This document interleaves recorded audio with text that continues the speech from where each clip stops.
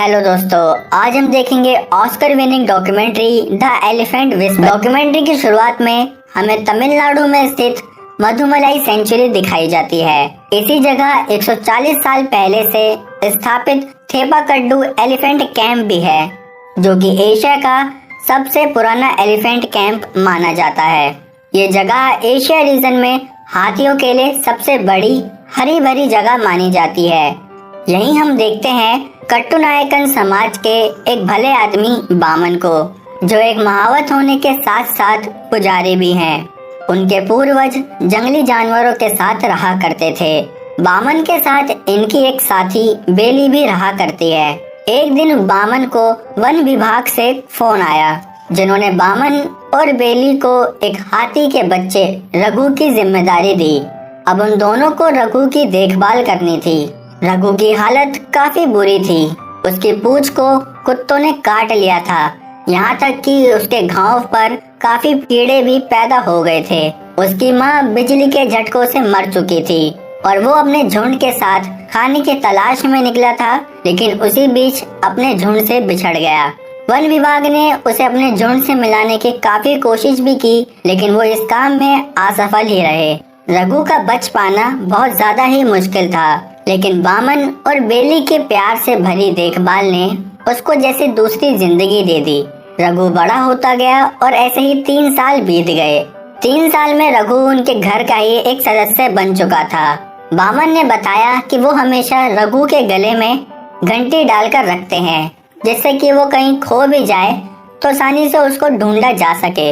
रघु का एक दोस्त कृष्णा भी है। रघु कृष्णा से काफी चीजें सीखता है, क्योंकि एक हाथी दूसरे हाथी को देखकर ही सब सीखने लगता है। अब बेली बताती है कि उसकी एक बेटी भी मर गई थी, जिसके बाद रघु ने अपने सूंड से उसके आंसू पोंछे थे। ये एक ऐसा एहसास था जो सिर्फ बेली ही महसूस कर सकती थी। उसके रघु के इस प्यार से बहुत सुकून मिला। रघु भले ही इंसान की तरह बात नहीं करता, लेकिन वो बेली और बामन के बेटे जैसा ही है। साथ ही उसने बताया कि वो लोग जंगल में हमेशा चप्पल उतार के जाते हैं। ऐसा करके वो जंगल को सम्मान देते हैं। रघु को जौ के लड्डू, नारियल सबसे ज्यादा पसंद हैं। अब इनकी एक विशेष पूजा भी होती है, जिसमें ये अपने हाथी को अच्छे से सजाकर माला वगैरह पहनाकर उसकी पूजा करते हैं। साथ ही भगवान गणेश का आशीर्वाद भी दिलाते हैं। बामन ने बताया कि हाथियों को पालने से ही उनका घर भगवान के भरोसे चल रहा है। अब एक दिन वन विभाग से फिर से बामन को फोन आया।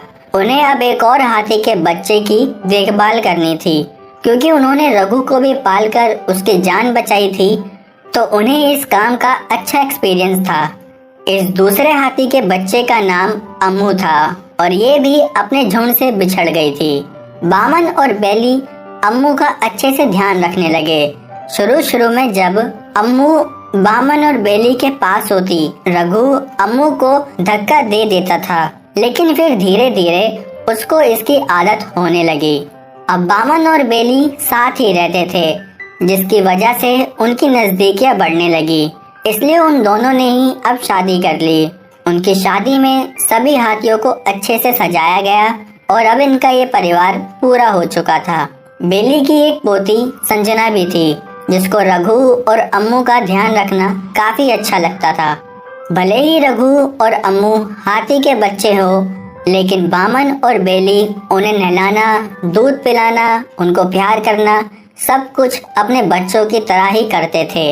अब एक दिन ऐसा समय आया जब इनकी जिंदगी में तूफान खड़ा हो गया।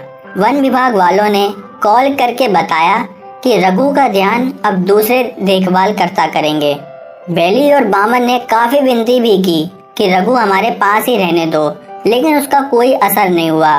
दूसरे देखभाल करता रघु को ले गए, जिसके बाद अम्मू, बेली और बामन तीनों उदास ही रहने लगे। न खाना न पीना। रघु के जाने का दर्द अम्मू को भी था। उसने भी दूध पीना छोड़ दिया। पर वही है कि वक्त के साथ साथ सारे गम भर जाते हैं। धीरे धीरे उनकी जिंदगी फिर से नॉर्मल होने लगी। अब बेली पहली ऐसी महिला बनी जिसने हाथियों का ध्यान रखा, साथ ही उन्हें अच्छे से पाला भी था, जिसका उन्हें काफी गर्व है। यहाँ बामन यही कहते हैं कि आज की युवा पीढ़ी को भी हाथियों से लगाव रखना चाहिए, उनका ध्यान रखते हुए उनसे प्यार करें, स्नेह करें। वो ये भी बताते हैं कि अगर वो आज भी रघु को आवाज लगाएं तो वो जंगल से उनके पास दौड़ा चला आता है। और इसी के साथ हमारी ये प्यारी डॉक्यूमेंट्री खत्म होती है। आपको डॉक्यूमेंट्री और एक्सप्लेनेशन दोनों कैसी लगी मुझे लाइक कमेंट करके जरूर बताना। चैनल पर नए हो तो सब्सक्राइब कर लेना। मिलते हैं हमारी अगली वीडियो में, तब तक के लिए जय हिंद।